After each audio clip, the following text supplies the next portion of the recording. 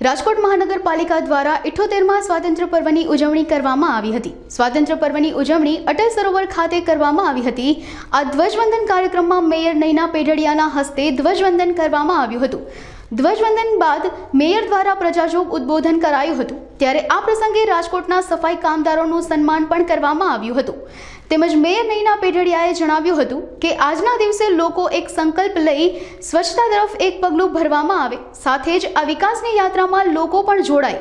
Polythene મુક્ત રાજકોટ અને દેશ બનાવવા માટે લોકોનો પણ સહયોગ જરૂરી છે। 78મા સ્વાતંત્ર્ય પર્વની ઉજવણી રાજકોટ મહાનગરપાલિકા દ્વારા નવનિર્મિત અટલ સરોવરના સુંદર વાતાવરણની અંદર આજે આ લોકશાહીનો પર્વનો ધ્વજવંદનનો કાર્યક્રમ અહીંયા રાખેલ હતો। ભારત દેશ દિવસે ને દિવસે ખૂબ પ્રગતિ કરતો રહ્યો છે। ભારત દેશ વિશ્વગુરુ બનવા તરફ જઈ રહ્યો છે। ત્યારે માનનીય વડાપ્રધાન નરેન્દ્રભાઈ મોદી જ્યારે શ્રેષ્ઠ ભારત, એક ભારત અને સમર્થ ભારતની જે કલ્પના કરે છે એ કલ્પનાને સાકાર કરવા માટે આપણે નાગરિકો સૌ કટિબદ્ધ રહીએ, સ્વદેશી વસ્તુ અપનાવીએ કે જેથી કરીને કારીગરોને રોજીરોટી મળી રહે અને પોતાના સ્વરોજગાર માટેની કોઈ તકલીફ પણ એને ન પડે। તેમજ આપણે રાજકોટને પણ સ્વચ્છ, હરિયાળું અને સુંદર બનાવવા માટે એક કદમ આપણે પણ આગળ વધીએ। તેમજ રાજકોટની પ્રિય જનતાઓને આજે રાજકોટ મહાનગરપાલિકા દ્વારા સ્વતંત્ર પર્વની હું હાર્દિક શુભકામના પાઠવું છું।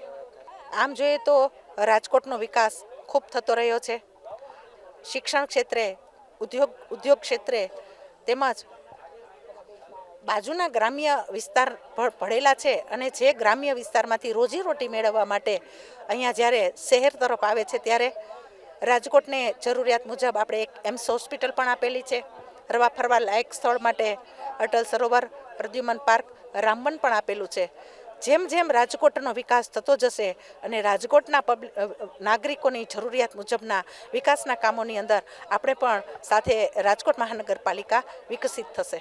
આજના દિવસે રાજકોટવાસીને એ સંદેશો પાઠવવા ઈચ્છું છું કે આપણે માનનીય વડાપ્રધાન નરેન્દ્રભાઈ મોદી અને આદરણીય મુખ્યમંત્રી ભૂપેન્દ્રભાઈ પટેલના આજે ગુજરાત રોલ મોડલ બનવા જઈ રહ્યું છે ત્યારે શાંત ગુજરાત અને એક ગુજરાત બને રહે તે માટે આપણે પણ આ કાર્યની અંદર જોડાઈએ।